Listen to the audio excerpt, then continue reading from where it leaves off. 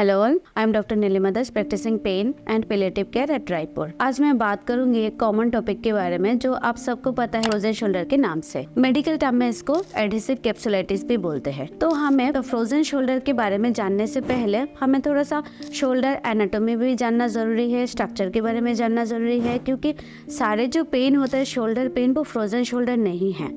तो actually frozen shoulder क्या है, या आप फ्रोजन शोल्डर के अलावा कोई और प्रॉब्लम की शिकार तो नहीं हो, उसके बारे में आप प्रॉपर जानकारी के लिए ये वीडियो की एंड तक बने रहिए। तो आइए चलते हैं कि स्ट्रक्चर्स के बारे में जानते हैं। तो हमारे जो हैंड का जो बोन होता है वो है ह्यूमरस, एंड जो इसके साथ एक्सियल बोन, जो मतलब बॉडी की बोन को जोड़ता है, हाथ पैर की बोन को, वो एक्सियल स्ट्रक्चर होते हैं, एक्सियल बोन होता है। तो हाथ की बोन जो ह्यूमरस है उसको जोड़ते हैं स्केपुला के साथ, सेंट्रल बॉडी के साथ। जो ये जो मेन जॉइंट है इसको बोलते हैं ग्लिनोह्यूमरल जॉइंट। और ये जो जॉइंट है ये ह्यूमरस का जो हेड है, हेड के साथ स्केपुला के एक शैलो एरिया बोल सकते हो जिसमें जोड़ते हैं। तो ये जो हेड बॉल की जैसा होता है और वो एक सॉकेट की जैसा होता है, दोनों आपस में ऐसे जोड़ते हैं। तो इससे क्या होता है, भगवान ने हमारे इस जॉइंट को ऐसा बनाया कि हम हाथ से कोई भी काम कर सकते हैं। तो कोई भी काम करने के लिए हमारा जॉइंट एनी डायरेक्शन पे मूव कर सकते हैं। इसको बोलते हैं बॉल एंड सॉकेट टाइप का जॉइंट। अब इस जॉइंट इतना मोबाइल जॉइंट है, अब इसके स्ट्रक्चर को स्ट्रॉन्ग करना पड़ेगा कि हमारे मोबिलिटी के साथ उसका डिस्प्लेसमेंट भी ना हो, डिसलोकेशन ना हो। तो उसके लिए सपोर्टिव बहुत सारे स्ट्रक्चर्स है। अब बहुत सारे स्ट्रक्चरों में एक आता है, आप लेयर वाइज अंदर से बाहर तक आता है कैप्सूल। ये जो आप देख रहे हो इसमें, ये है कैप्सूल। कैप्सूल नीचे के हिस्से को छोड़ के पीछे होता है, ऊपर होता है, सामने होता है।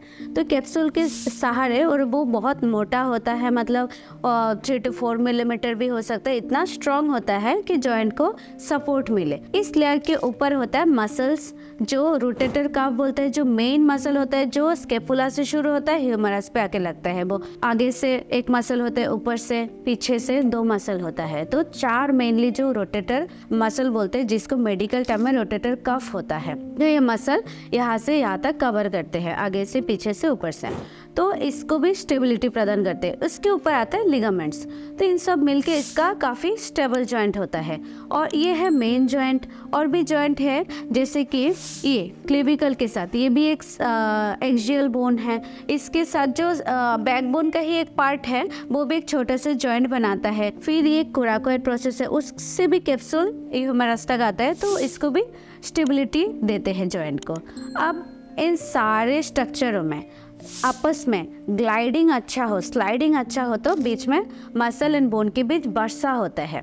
तो वर्षा का भी कभी कभी इन्फ्लेमेशन हो सकता है। तो सब कुछ मिला के बहुत सारे कारण हैं जिसमें पेन प्रेजेंट कर सकते हैं। तो फ्रोजन शोल्डर किसको बोलेंगे? फ्रोजन शोल्डर जब कैप्सूल का इन्फ्लेमेशन होता है, जो अंदर वाले स्ट्रक्चर जो जस्ट जॉइंट के बाहर ही हो, उसका इन्फ्लेमेशन, फिर उसकी स्टिफनेस हो जाता है इन्फ्लेमेशन के बाद, तब उसको फ्रोज मतलब जम जाता है जॉइंट। कैप्सूल जॉइंट को मोबाइल करने नहीं देता। हम हाथ को ना आगे बढ़ा सकते, ना पीछे, ना ऊपर, ना नीचे। तब उसको बोलते हैं फ्रोजन शोल्डर। और ये होता है कैप्सूल की जकड़ने के कारण, इन्फ्लेमेशन के बाद। अब ये जान गए हम कि क्यों होता है फ्रोजन शोल्डर। अब मतलब कैसे होता है, प्रेजेंट कैसे करते हैं। प्रेजेंट होता है ये कि पेशेंट को पेन होगा इनिशियल स्टेज में। पेन के साथ साथ कोई भी डायरेक्शन में मूवमेंट पॉसिबल नहीं है, कंघी नहीं कर पाते हैं, शर्ट का बटन नहीं लगा पाते, खाना नहीं खा पाते, ये सब प्रॉब्लम आता है। लेटर स्टेज में जब 2-3 महीना हो गया, पेन होते होते पेन के साथ मूवमेंट भी नहीं हो पाता है, फिर 2-3 महीने बाद पेन थोड़ा कम हो जाता है, बट मूवमेंट और रिस्ट्रिक्ट हो जाता है। फिर एक स्टेज आता है कि थोड़ा सा इन्फ्लेमेशन अपने आप सबसाइड होता है 6-7 महीने बाद, या 1 साल भी लग सकता है। तो थोड़ा सा इन्फ्लेमेशन जब कम होता है तो फिर से हिलने लगता है। तो ये इसका साइकिल है। बट ये जब फिर से ठीक होने लगता है, तब तक तो लोग वेट नहीं करेंगे 1 साल तक लगातार, या 3-6 महीना लगातार पेन को बर्दाश्त नहीं कर सकते हैं कोई, या इतने दिन तक प्रॉब्लम नहीं सहन कर सकते हैं कोई। तो अब आते हैं कि इसका कॉजेस क्या है, कारण क्या है।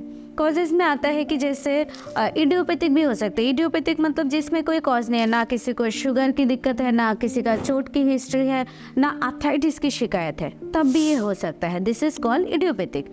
अब आते हैं कि डायबिटिक पेशेंट को ऐसे हो सकता है। पेशेंट फिर कोई भी सर्जरी हुआ है तो पोजीशनिंग के टाइम पे कुछ ट्रॉमा हुआ है जो पेशेंट को नॉलेज नहीं है, जनरल एनेस्थीसिया में सर्जरी हुआ, कोई और सर्जरी, पोजीशनिंग के टाइम पे कुछ गड़बड़, या ऐसे कोई ब्रेन ट्यूमर की सर्जरी या दूसरे हैंड का सर्जरी, शोल्डर की सर्जरी हुआ कि उस साइड पेशेंट को जिस साइड में प्रॉब्लम है उस साइड नीचे था, उसमें माइक्रो ट्रॉमा हुआ हो, उसकी वजह से हो सकता है।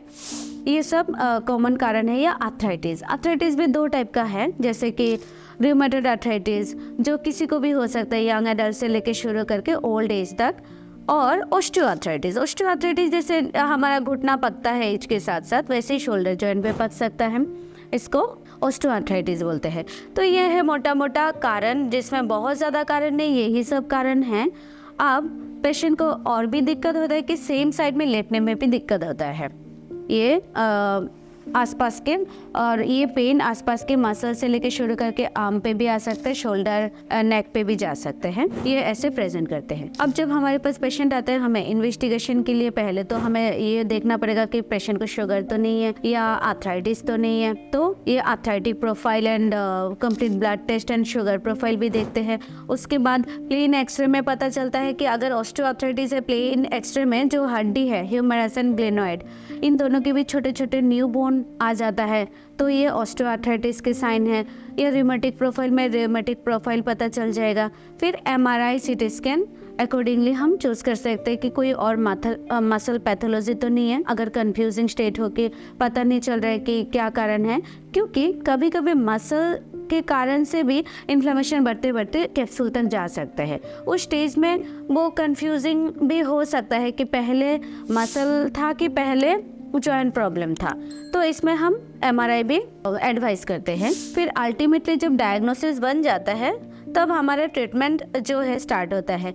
तो पहले तो ऑर्थोपेडिशियन के पास भी जाते हैं पेशेंट, हमारे पास लेटर स्टेज में ही आते हैं।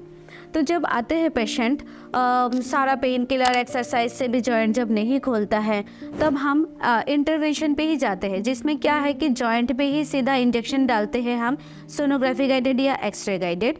जॉइंट में इंजेक्शन डालने के बाद इसका मोबिलिटी बढ़ाते हैं। जब पेन कम होता है तब मोबिलिटी बढ़ाता है। अब इंजेक्शन में भी variety of injection and procedure है। जॉइंट पे हम स्टेरॉइड भी डाल सकते हैं जो इन्फ्लेमेशन कम करने के लिए, जो शुरुआती स्टेट में बहुत ज़्यादा पेनफुल कंडीशन में आता है।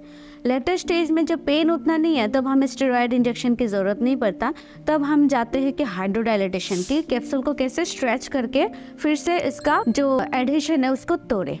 बट ये भी एक पेनफुल प्रोसीड्यूर हो जाता है, तो पेशेंट को लगता है कि कितना पेनफुल है ये प्रोसीड्यूर, तो घबराइए नहीं। उसके पहले हम नसों को ब्लॉक कर देते हैं जो ऑलरेडी जॉइंट को सप्लाई करते हैं। जो हमारे जॉइंट 2-3 नर्व्स होते हैं जो यहाँ से जाते हैं, सुप्रास्कैपुलर नर्व, तो हम पहले नर्व्स को ब्लॉक करते हैं। यहाँ होता है एक्सिलरी नर्व, हम इन दोनों नर्व्स को पहले ब्लॉक करते हैं ताकि जॉइंट की जो पेनफुल नर्व जो जॉइंट को सप्लाई कर रहे हैं उसको पहले सुन करके फिर हम हाइड्रोडायलेटेशन करते हैं ताकि वो प्रोसीड्यूर पेनफुल ना हो। प्लस कोई कोई क्या करते हैं कि ऑर्थोपेडिशियन जो करते हैं कि पेशेंट को बेहोश करके फिर मैनिपुलेशन करके तोड़ते हैं, तो इसमें हम पूरा बेहोशी में इसका खर्चा भी बच जाता है, प्लस पूरा बेहोशी की जो कॉम्प्लिकेशंस है वो भी बच जाता है। इसमें हम नर्व्स को सुन करते हैं जो 2-3 घंटे बाद फिर से वापस आ जाएगा, मतलब नॉर्मल हो जाएगा, एंड जॉइंट को हाइड्रोडायलेटेशन करके फिर हम 1 हफ्ते के लिए मेडिकेशन,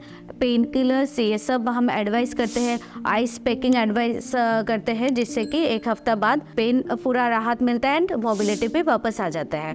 फिर उसके बाद एक्सरसाइज जो मैं नेक्स्ट वीडियोस में आप लोगों को अपलोड करूँगी कि उस पर भी जाके देख सकते हो कि क्या क्या एक्सरसाइज होता है शोल्डर जॉइंट की, एडहेसिव कैप्सुलाइटिस और फ्रोजन शोल्डर के लिए। मेरे द्वारा जानकारी आप लोगों को अच्छी लगे तो subscribe to my channel. Thank you.